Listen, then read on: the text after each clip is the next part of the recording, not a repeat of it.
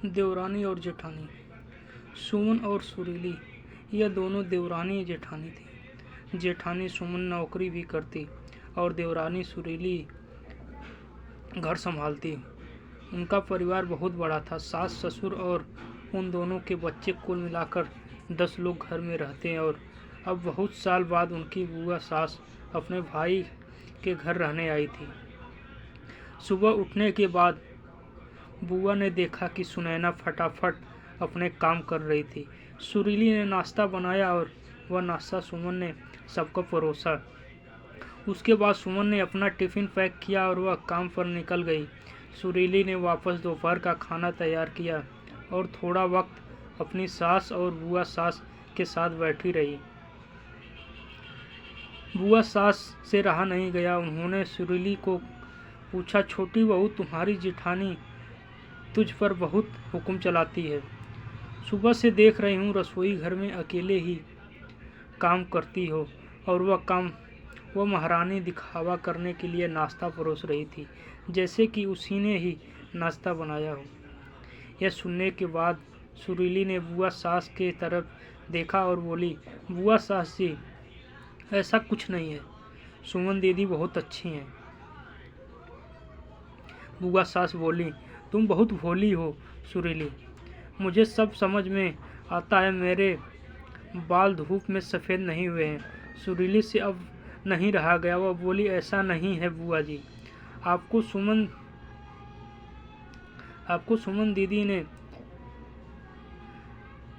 सबको नाश्ता परोसा, वह दिखा, पर आपको यह नहीं दिखा कि दीदी ने मुझे ज़बरदस्ती सबसे पहले नाश्ता करने दिया और चाय भी दी। वह रोज़ मुझे ऐसे सबसे पहले ही नाश्ता दे देती हैं। उन्हें तो सबके लिए नाश्ता करते करते मैं खुद के लिए नाश्ता बनाना भूल जाऊंगी। दीदी मेरी कितनी चिंता करती हैं। दीदी सुबह जल्दी उठकर मंदिर साफ़ करती हैं, फूल सजावट रखती हैं और मुझे उनके 1 घंटे बाद उठने के लिए कहती हैं। शाम को आते समय बाज़ार से सब्जी भी लेकर आती हैं, क्योंकि हमारा मिस्टर रात को देर से आते हैं और मम्मी जी को सुमन दीदी ने बाज़ार में जाने को मना किया है, क्योंकि अब उनकी उम्र 60 साल से ज़्यादा हो गई है। बाज़ार में जाते समय उनको तकलीफ़ होगी, उनके पैर बहुत दुखेंगे।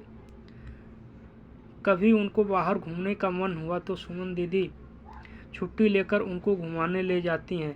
और हाँ बुआ जी, दीदी रोज़ शाम को आने के बाद कितनी भी थकी हों तब भी मुझे खाना बनाने में मदद करती हैं। वह मेरी बड़ी जेठानी ज़रूर है, पर मुझे अपनी छोटी बहन ही समझती हैं और मैं उनको अपनी बड़ी बहन समझती हूँ। यह सब सुनकर बुआ सास एकदम चुप हो गई। उनकी चुगली सुरीली के आगे टिक नहीं पाई। शाम को सुमन सब्जी की थैली सुरीली के हाथ में देते हुए बोली, सब्जी के साथ तुम्हारे मनपसंद लेखक की किताब भी उसमें है। यह सुनकर सुमन खुश हो गई। सुमन को थैंक यू बोली। सब्जी की थैली किचन में रखकर अपने रूम में चली गई।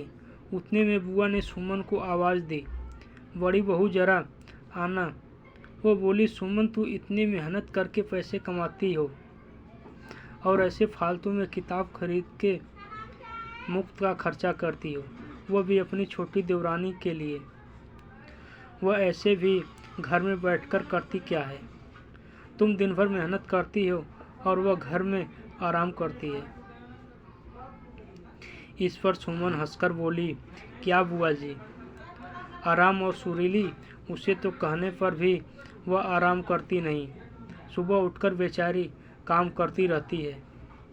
सबका मनपसंद खाना मेरे और उसके मिलाकर 4 बच्चों का टिफ़िन सब वही तो करती है। और तब उसके चेहरे पर हमेशा आनंद दिखता है। सुबह की चाय पीने के लिए उसके पास वक्त नहीं रहता। दोपहर को जब बच्चे घर आते हैं तो उनका खाना, होमवर्क सब वही देखती है।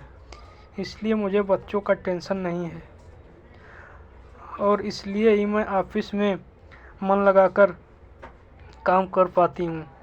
कुछ दिन पहले ही मुझे प्रमोशन मिला। इसके अलावा मम्मी जी और पापा जी की दवाइयाँ कभी ख़त्म हो गई हैं और कभी लाने की हो तो वही ध्यान में रखती है। घर में कोई मेहमान आए हो तो उनकी मेहमान नवाजी भी वही करती है। बुआ जी, घर और बच्चे संभालना छोटी बात नहीं है। इतना सब सुनकर बुआ उनकी तो बोलती ही बंद हो गई। सुमन कभी कोई शिकायत नहीं करती है, वह सब काम कर लेती है।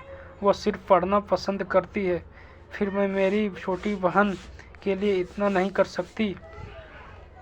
मैं नहीं करूँगी तो फिर कौन करेगा? इतना बोलकर सुमन अपने रूम में चली गई। यह सब सुमन की सास पीछे खड़े होकर सुन रही थी। वो बुआ के पास आई और बोली, जीजी, यह दोनों देवरानी जेठानी जरूर हैं, लेकिन इनका रिश्ता दो सगी बहनों से ज़्यादा पक्का है।